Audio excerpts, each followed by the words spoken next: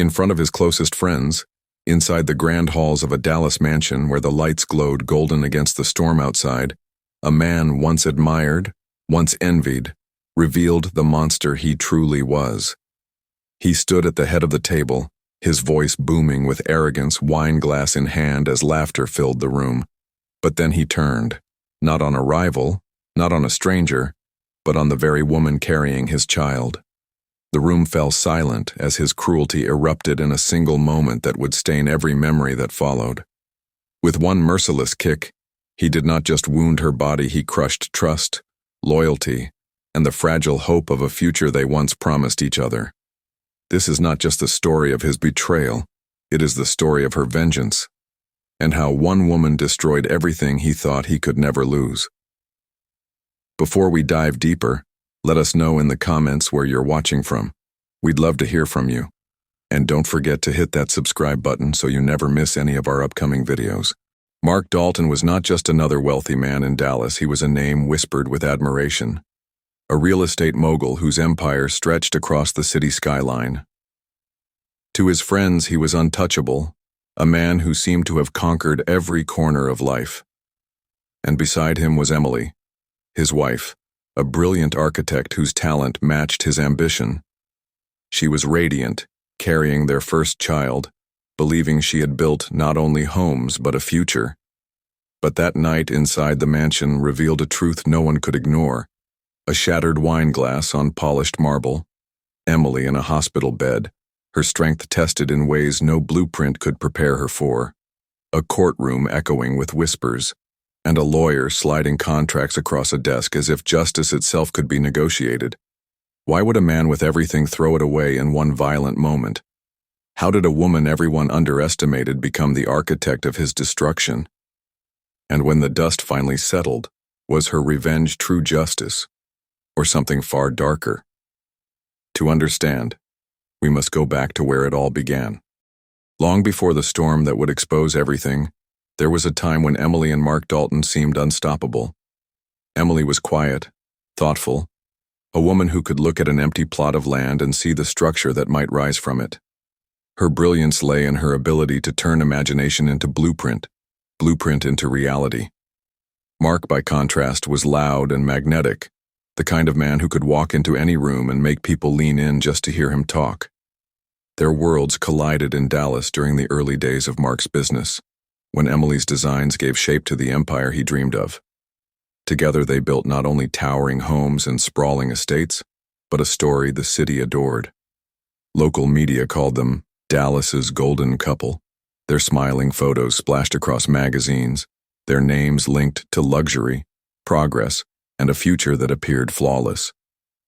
But beneath the sheen of perfection, the first cracks were forming. At business dinners, Mark would hold court while Emily sat politely at his side. He would tell stories of the deals he closed, the clients he won, and often those stories borrowed from her work, her vision, her ideas. Yet when applause came, it was his name that drew it. Emily's smiles remained, poised and practiced, but her eyes revealed a quiet ache that few noticed.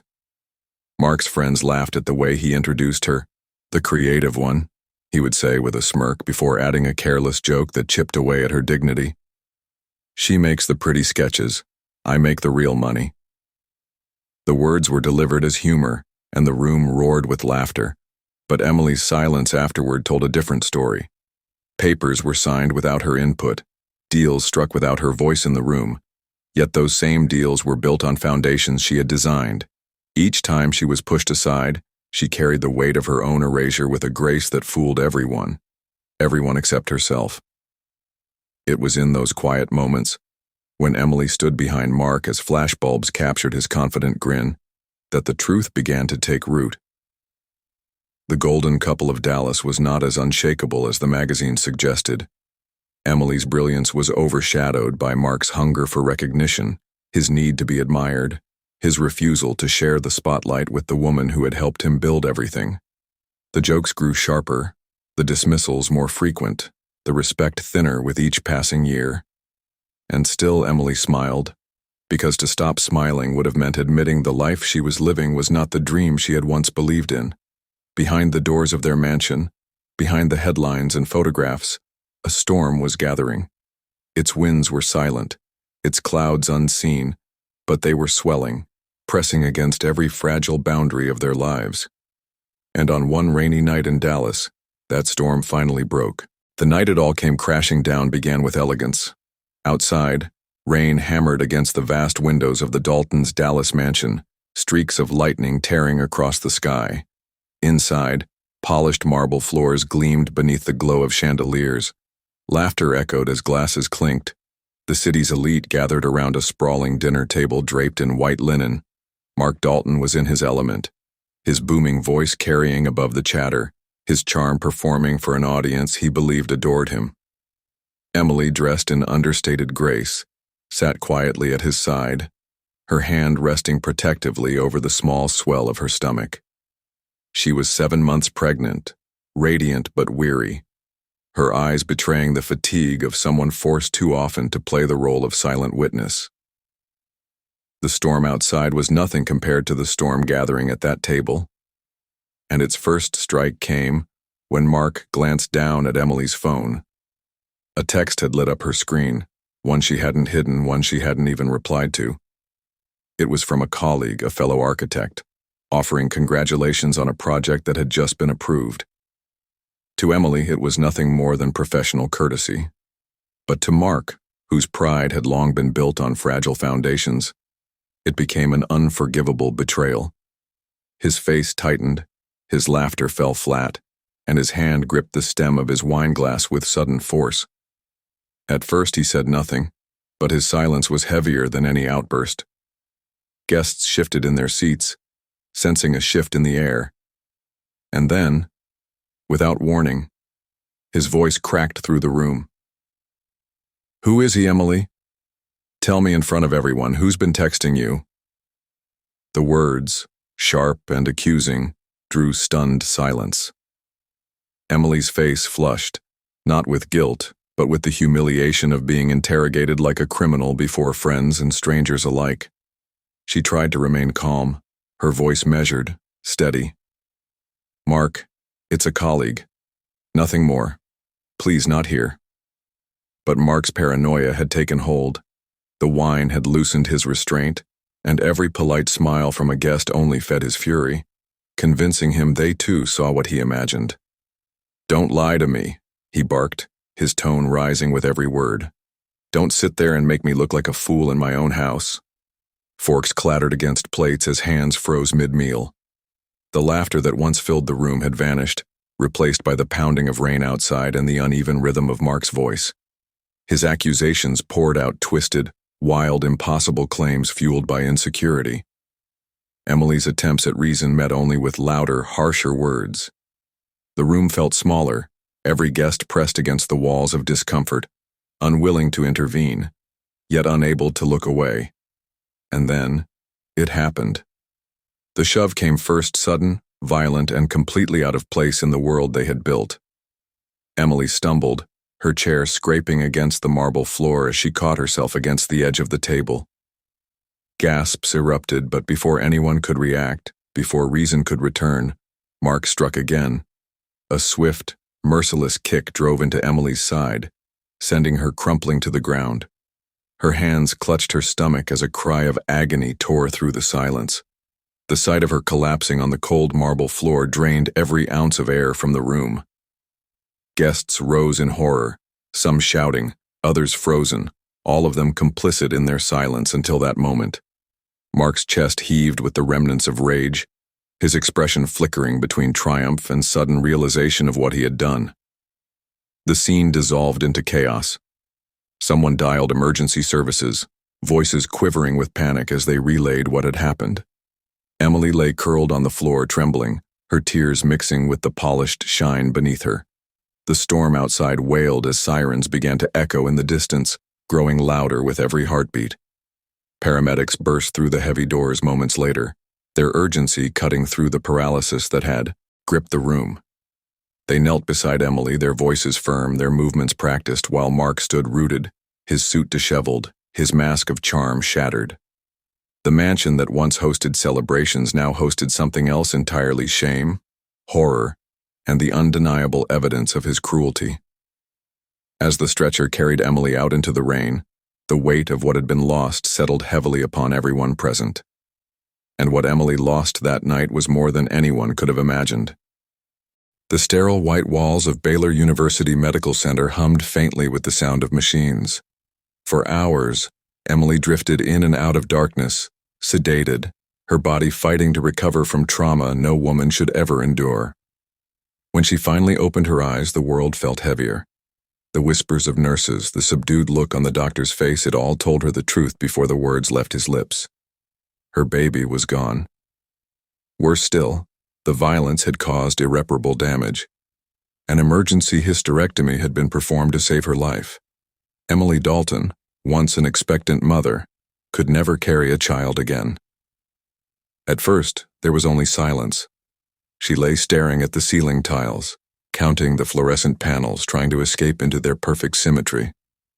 But the silence soon twisted, filling with a grief so raw, it burned through her chest. And when the grief could no longer contain itself, it hardened into something else, an anger that refused to die. Meanwhile, Mark Dalton was already building his version of events. To the police, he was composed, even convincing. He spoke of an accident, how his wife had slipped on the polished marble floor during a harmless argument. He painted himself not as the aggressor, but as the heartbroken husband who had watched tragedy unfold before his eyes. It all happened so fast, he told them, his voice breaking at just the right moment. I tried to catch her. God, I tried. Those who had been at the dinner party, their so-called friends, were divided. Some whispered the truth in private, horrified by what they had seen. But others, bound by loyalty, business ties, or fear of crossing a man as powerful as Mark Dalton, echoed his story. Yes, it looked like she slipped, one guest insisted, choosing comfort over conscience. The Dallas gossip circuit buzzed with conflicting tales, but Mark made sure the public heard only one narrative: tragedy, not crime. In front of the cameras, Mark played his role flawlessly. He sent extravagant bouquets to Emily's hospital room, the kind that spilled across the floor, choking the air with roses and lilies. He wept publicly, hands covering his face, murmuring about fate, about love, about how cruel life could be. To the outside world, he was a shattered man, a husband mourning a child lost to a tragic accident. But behind closed doors, Emily saw the flowers for what they were, props in his performance. They wilted in their vases, unwatered, ignored, as cold and lifeless as the man who had sent them. Emily refused to see him. She turned her face away when his name was mentioned, and she instructed the nurses to remove the bouquets. Each gesture of false devotion only fueled the fire growing inside her. But it was a stack of documents, delivered by mistake to her hospital room, that turned that fire into something sharper, something with direction.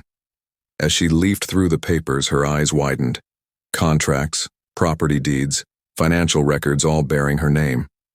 For years, Mark had paraded himself as the architect of Dalton Properties, Dallas's glittering real estate empire. But here in black and white was the truth. The company had been built on her inheritance. The fortune her late father had left her, meant to protect her future, had been quietly funneled into Mark's projects. Every skyscraper, every luxury condo, every piece of his empire was rooted in Emily's wealth. On paper, she wasn't just his wife. She was co-owner. The realization struck with the force of a second betrayal. He hadn't just stolen her child. He had stolen her identity, her voice, her legacy. And for the first time since the hospital bed swallowed her in grief, Emily smiled, not with joy but with the cold precision of someone beginning to see the outline of a plan. That plan needed an architect of its own. Not of buildings, but of justice. Enter Angela Price. Known across Dallas courtrooms as the Fixer, Angela was ruthless, brilliant, and feared by the very men who hired her. Her record was a trail of crushed egos and dismantled empires. And when Emily requested a meeting, Angela listened carefully, her sharp eyes studying the woman before her. Emily didn't beg. She didn't plead. She didn't ask for pity. Her words were calm, deliberate, and laced with steel. I don't want a divorce. I want destruction. Angela leaned back, the faintest of smiles tugging at her lips. It was the kind of request she had been waiting her entire career to hear. And that's when the blueprint for revenge was drawn. The blueprint Angela Price sketched out wasn't about courtroom battles, at least not yet. Emily wasn't ready to fight Mark Dalton in public. No. First, she wanted him to feel the same loss of control, the same unraveling of reality that he had forced upon her. Angela called it psychological demolition. Emily simply called it revenge. Phase 1. Psychological warfare. It began with a text message. Short, sharp, impossible to ignore. "She's with me now. Stay away."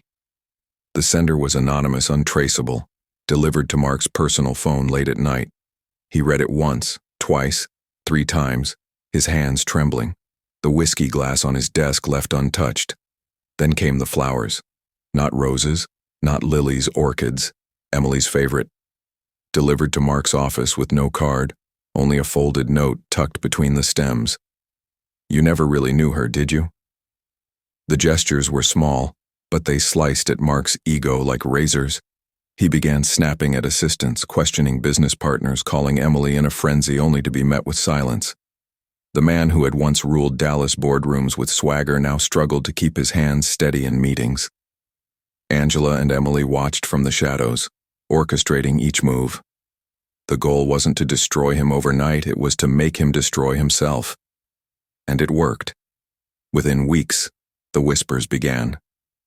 At charity luncheons, over golf games, in the private dining rooms of Dallas's elite, people speculated. Had Emily left Mark for someone else? Had the golden couple finally cracked beyond repair? The more Mark tried to control the narrative, the worse it became. His denials only fueled suspicion. In business, perception is everything. And perception was slipping through his fingers. Partners began hesitating before signing contracts. Investors pulled back, citing instability at the top. Handshakes that once sealed million-dollar deals now lingered with doubt. The empire Mark had built on charm and bravado began to wobble under the weight of rumors, and paranoia consumed him. Mark stopped sleeping. He installed new security systems in his mansion, paced the halls at night, and demanded to know where his wife was, though she hadn't spoken a word to him since the hospital. His employees whispered that he seemed haunted. One even claimed to have heard him shouting at no one in his office, slamming his fists on his desk as if arguing with a ghost. But Emily was no ghost. She was very much alive, calculating, and watching his every unraveling move. For the first time in years, she held the power. And then came the gala, a glittering annual event hosted by the Dallas Historical Society, a night where the city's elite gathered in gowns and tuxedos to parade their wealth under the guise of philanthropy. Mark Dalton had always considered it, his stage, a place where he could bask in admiration, where photographers captured his every smile beside his stunning wife. But this year was different. Emily arrived separately. Not on Mark's arm, but on her own. Her gown was black silk, elegant and sharp, her posture radiating confidence. By her side was Angela Price, the fixer whose mere presence whispered to the room that something was about to happen. Heads turned. Conversations paused. The golden couple had fractured, and Emily wasn't hiding it anymore. Mark's face reddened as he spotted her across the room. His hand tightened around his glass until it nearly shattered. The whispers spread faster than champagne being poured. Why wasn't she with him? Who was the woman at her side? Why did Emily look stronger than ever, while Mark looked like a man unraveling? For the first time, the humiliation was public. And that night, before the final toast was made, Mark Dalton's carefully constructed world teetered on the edge of collapse. The night of the Dallas Gala would become the breaking point an evening whispered about for years afterward. Mark Dalton arrived first, alone. His tuxedo pressed, his expression carefully practiced in the mirror for hours beforehand. He walked through the grand marble entrance with the same bravado he once commanded in boardrooms, offering tight smiles, shaking hands with force that felt almost desperate. But there was no escaping the whispers. Why wasn't Emily with him? Was the marriage truly over? The cameras captured his every stiff smile, every flash of irritation when someone dared to ask. Then she appeared. Emily entered the ballroom draped in a crimson dress that shimmered under the chandelier lights. The color was no accident, it was power, fire, vengeance. By her side, Angela Price moved with quiet confidence, the very embodiment of a woman who had come not to attend, but to dismantle. The room fell into silence. The flashes of cameras erupted like gunfire. Every eye shifted from Mark to Emily, and for the first time in his carefully curated life, Mark Dalton was no longer the star. His hand trembled as he lifted his glass. His voice cracked as he tried to joke with a colleague. And then, the paranoia consumed him. He stormed across the ballroom floor, eyes blazing, shouting Emily's name. His words spilled out in a furious rant about betrayal, loyalty, and lies. Guests froze. The string quartet faltered mid-note. And there, under the chandeliers and camera flashes, Mark Dalton had his public meltdown. What Emily and Angela had orchestrated in whispers had finally exploded into spectacle. The fall. Within days, the headlines tore through Dallas. Golden couple shattered. Mark Dalton's empire in crisis. Emily Dalton retains majority share in Dalton Properties. Because while Mark raged, Angela had been working. Documents filed, contracts unearthed, inheritance traced back to Emily's accounts. Dalton Properties. The empire Mark believed he had built was revealed to rest on Emily's foundation. Asset by asset, Angela stripped him bare. The company's shares? Transferred. The vacation homes? Seized. The cars? Sold. The accounts? Frozen. Every signature, every piece of paper Mark had dismissed over the years as details for Emily to handle became the very noose tightening around his empire. By the end of that month, the man once hailed as Dallas's golden son sat alone in an empty office with nothing left but his name, and even that had become a punchline. The private confrontation. Emily walked into that office one last time. The blinds were drawn, the decanter half empty. Mark sat slumped behind the desk, his suit wrinkled, his eyes hollow. He looked up at her, desperate, broken. "You ruined me," he whispered, the glass trembling in his hand. Emily stepped closer, her voice calm, steady, sharp as glass. "No, Mark, you ruined yourself. I just showed the world the truth." She turned to leave, but paused at the door. For a moment, the woman she had once been, the quiet, hopeful wife who believed in his dreams, seemed to flicker in her eyes. Then it was gone. Her final words cut deeper than any blade. "You took my future. I took yours." She left him there, surrounded by shadows, as silence swallowed the office whole. Mark Dalton was a man who once believed himself untouchable. Emily was the woman who once believed herself invisible. Together, they built a kingdom, and together, they destroyed it. But the final question remains: did Emily truly find justice? Or in her quest to break the monster she married, had she become something darker? Mark Dalton once believed the city of Dallas bent to his will. Emily once believed her place was by his side. But when his violence stole from her the one thing she could never get back, she rewrote the ending of their story with fire, strategy, and cold precision. Angela Price was the architect, Emily the executioner, and together they brought down a man who thought himself untouchable. But here's the haunting truth. Justice isn't always clean. Sometimes it looks more like destruction than redemption. And as Emily walked out of Mark's ruined empire, stronger but colder than before, the question lingers: did she deliver justice? Or did she become something just as dangerous as the man she destroyed? Now it's your turn. What do you think? Did Emily rise as a hero, or fall into the very darkness she tried to escape? Let us know your thoughts in the comments. I read every single one. And this story, it's just the beginning. Because Dallas has no shortage of powerful men who believe they can get away with anything.